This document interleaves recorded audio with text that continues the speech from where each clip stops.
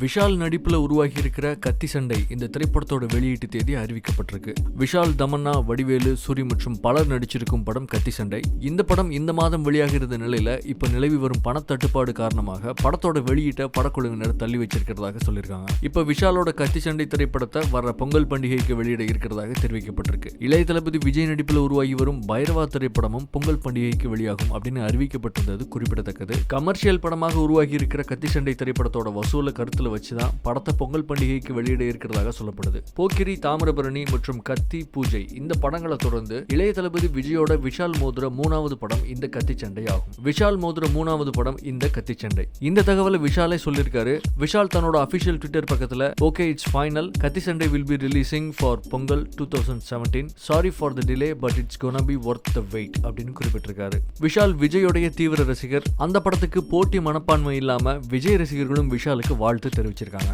விஷால் விஜயோட தீவிர ரசிகர்னு உலகத்துக்கே தெரியும். போட்டி மனப்பான்மை இல்லாம விஜய் ரசிகர்கள் விஷாலோட இந்த கத்தி சண்டை படம் சக்சஸ் ஆகிறதுக்கு வாழ்த்துறாங்க.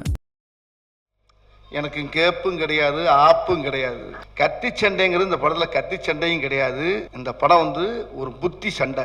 ரொம்ப படங்களை கதை சரியில்லாம தான் நான் ரொம்ப படங்களை வேணான்றீங்க. உண்மையில நான் எனக்கு வாய்ப்பு இல்லாமலாம் நான் வீட்டில் உட்காரல. அட நாசமா போற எடுவட்ட வேலை 4000 வாங்கிட்டு அரை மணி நேரத்துல விடுறானா? ஏன்டா 150 ரூபா கொடுத்தா ரயில்ல விடிய விடிய படுக்க போட்டு கூட்டி வர்றா, அவனுக்கு போய் 4000 ரூபா கொடுத்துருக்கேடா. எடுவட்டவை ஏமாத்திட்டாயடா. 4 பெரிய ஆளுகளை வச்சு அவனை அடிச்சு காசை வாங்க போடுறான்னு கிளவி.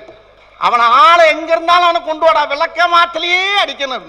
நான் லெஜெண்டுன்னு சொல்றாங்க. லெஜெண்டுன்னா எனக்கு என்னன்னே தெரியாது. நம்மளுக்கு ஒன்றும் இங்கிலீஷ் கூட என்னன்னே பேச தெரியாது. எனக்கு தமிழே எனக்கு தகராறு. எனக்கு பேசும்போது ஏதாச்சும் இங்கிலீஷ் என்ன டைலாக் பேசுன்னு கேட்பேன். கோப் கப் ஆஃப் டீ அப்படின்னா என்னங்க அப்படின்னு கேட்பேன். அதை கேட்டுக்கிட்டு அங்கே பேசுவேன். நான்